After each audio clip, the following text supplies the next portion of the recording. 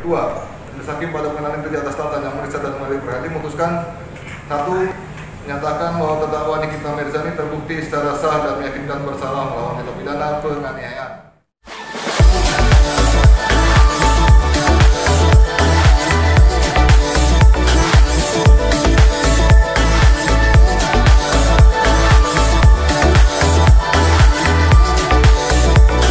Jangan lupa subscribe dan nyalakan loncengnya.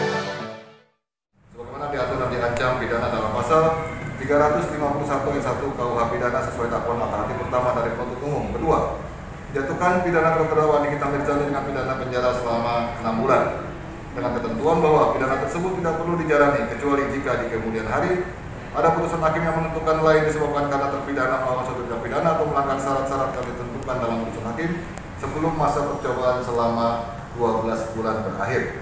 3. Menetapkan agar barang bukti berupa satu buah asbak rokok mobil warna hitam dikembalikan kepada saksi Ahmad Ipodiviro.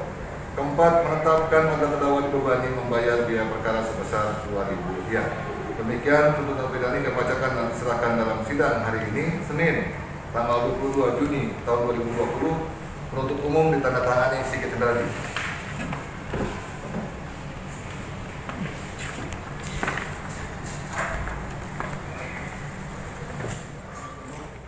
Sampai hari Rabu tanggal 1 Juli 2020 terakhir ya untuk review dan pembedaan penasihat hukum terdakwa. Jelas? Jelas. Saya sampaikan cukup ya. Kita selesai.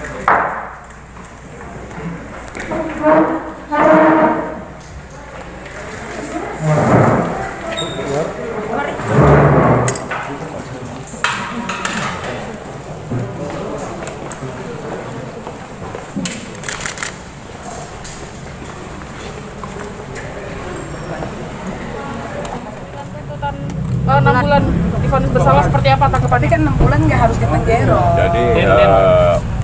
Jadi itu bukan vonis ya, jadi itu tuntutan jaksa.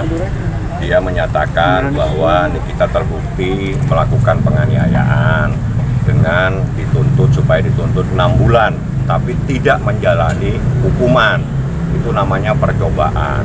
Sebetulnya yang menjadi titik permasalahan itu pengakuan dari jaksa sendiri. Itu yang kami soroti, bahwa dia mengakui memang tidak ada permasalahan antara Nikita dengan pelapor Ahmad Ipodiviro. Itu satu. Itu sudah jelas bahwa dia hanya bermasalah dengan seseorang yang bernama Kiproi. Yang kedua, bahwa terjadi hubungan di antara mereka dan sebagainya. Nah, di sini jelas sekali bahwa ini tidak ada penganiayaan antara niatan dari Nikita terhadap seseorang yang bernama Ahmad Ipodiviro tersebut. Itu adalah dari uraian jaksa tadi seperti itu. Jadi intinya jaksa sendiri menyatakan bahwa tidak jelas unsur penganiayaan yang diatur di dalam undang-undang, sehingga dia menggunakan jurisprudensi. Nah, di sini dia menyimpulkan bahwa tidak ada niatan ya Nikita untuk melakukan penganiayaan, tapi betul dia melempar terhadap seseorang yang bernama Kiproi terkait dengan beberapa permasalahan. Yang kedua, bahwa setelah lapor itu ada sebuah kalimat bahwa perkara ini seharusnya ada di dalam laci-laci, tidak harus disidangkan. Dan ada sebuah kesepakatan Nikita mencabut gugatannya cerai di pengadilan agama dan dia mencabut laporannya. Nah, itu adalah Anda sudah mendengar sendiri.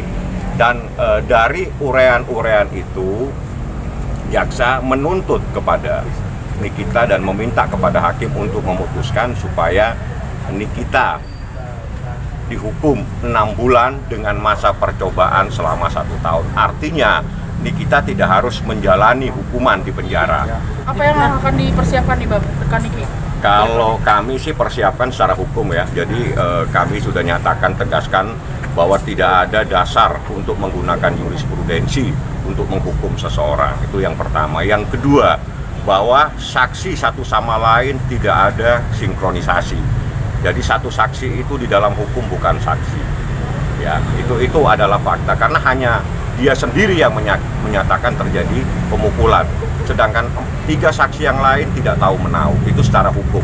Jadi di Indonesia tidak mengenal yang namanya jurisprudensi dijadikan dasar untuk menghukum. Karena apa? secara tegas dia menyatakan tidak jelas apa yang dimaksud penganiayaan di dalam KUHP. Artinya jaksa sendiri paham bahwa sebetulnya nggak tahu ini permasalahan apa, apakah penganiayaan atau bukan, sehingga dia mencari beberapa dasar hukum untuk menghukum seseorang. Yang begini sebetulnya tidak benar. Gitu. Jadi kalau mau menghukum seseorang, pakailah dasar hukumnya. Nanti kami akan bongkar semua bagaimana sebetulnya persoalan ini secara hukum. Karena penganiayaan itu ada unsur-unsurnya, ada akibatnya. Akibatnya seperti apa? Terungkap di persidangan bahwa setelah dia melaporkan justru dia kesana kemari, bahkan dugem katanya. Seperti itu. Jadi ada beberapa hal yang ada di dalam KUH pidana. Tapi jaksanya secara tegas menyatakan bahwa tidak jelas apa yang dimaksud penganiayaan yang diatur dalam KUHP, sehingga dia mencari dasar-dasar hukum. Amatnya gitu, nggak apa-apa lah, gue mah terima-terima aja. Tapi cukup berat nggak sih Kak dengan tuntutan 6 bulan? Enggak lah, enggak, kan 6 bulan tapi kan nggak masuk ke penjara, yang nggak berat, nggak apa-apa. Itu 6 bulan tidak harus menjalani hukuman dengan masa percobaan 1 tahun, artinya dia tidak boleh mengulangi perbuatan itu.